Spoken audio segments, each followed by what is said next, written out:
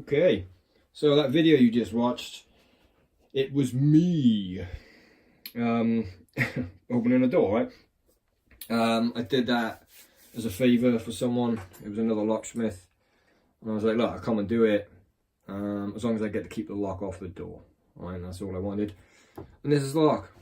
All right, it's still got bits of wood on it.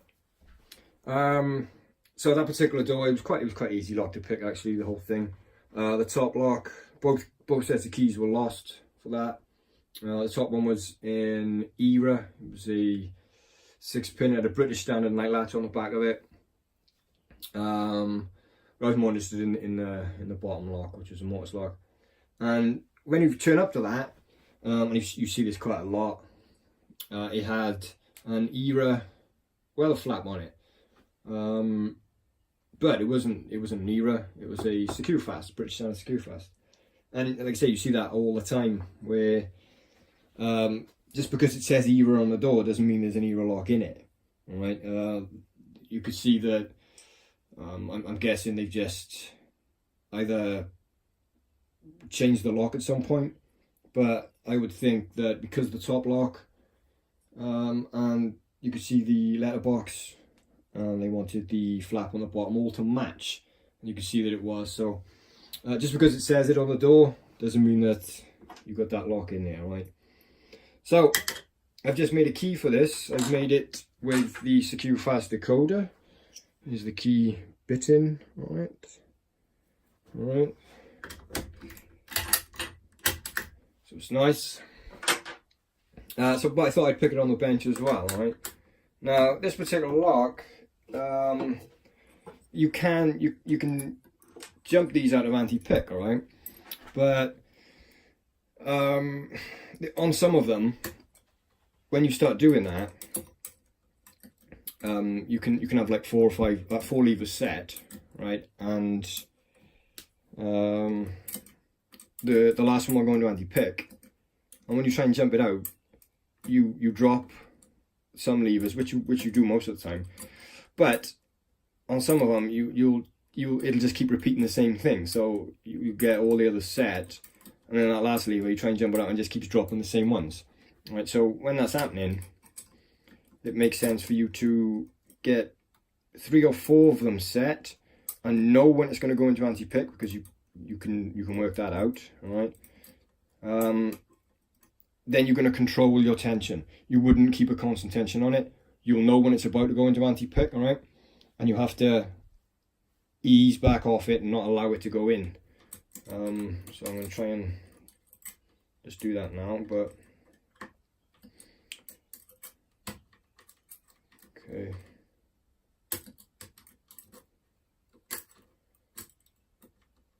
So I'm controlling my wire now a lot, the tension bar. Making sure I don't have too much tension on it.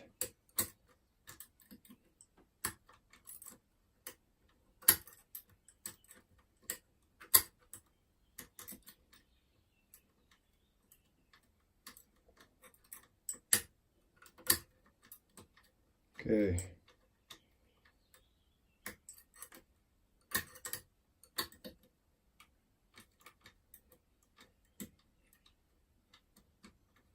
Right, we shouldn't be far off picking this.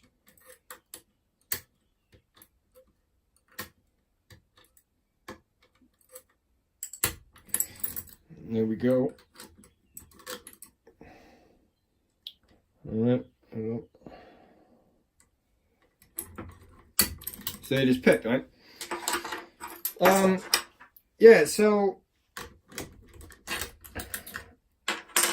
tidy lock. Okay, but you know, for a locksmith, when you turn up to a door, all right, and you've never ever seen the lock before, right? I mean, I bang on about this before, but you need to know exactly what you're doing with specific makes of locks, right?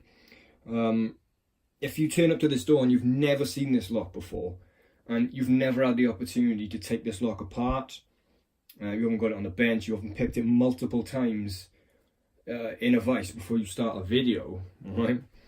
You're not really going to know what you're doing. Some locks, yeah, quite easy, you just follow a binding order. but I'm talking about specific locks. Yeah, I'm talking about really good Mortice locks, right? So if you turn up and you've never seen this lock before, okay, you need to know exactly what you're doing. We've seen in the video, I knew it was the British standard Securefast. I knew it was a newer one, and I know exactly how to pick these locks. Okay, if you don't know how to do that, right, you probably won't get this thing picked.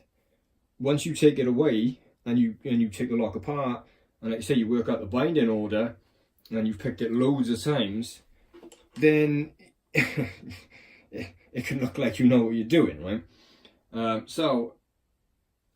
If you, like, I don't really watch many people's YouTube videos. I did watch, the only time I will kind of watch is when I commented on this guy's video the other day. I commented on two of his videos actually. He's a lock sport guy. He doesn't really know that much about Mortice picking, and he was picking a lock and he didn't know the name of it. He put like it was an unbranded lock or something like that. So I helped him out, put the name of the lock in the comments, and then he put another video out and basically the same thing. He didn't know the name of that one either, and which is fine because he's a lock sport guy. He doesn't really know that much, so I don't mind helping out that way. You know what I mean? But if somebody makes a video and they're saying something completely different to what I'm saying with regards to a lock, okay? Now I know there's a few ways of doing things. You could say, you know, well, I like to pick them this way, and someone else likes to pick them that way, and that's true to a certain extent, right? But not when it's the first time you've seen this lock, okay? Like I said, if you've taken this lock apart and you've got this one lock, all right, and then you decide to do a video on it, you can kind of convince people that you know what you're talking about, right? But like I said, if if somebody's telling you they picked it this way, that's because they've taken that lock apart and they've picked it many times, worked out a binding order for it.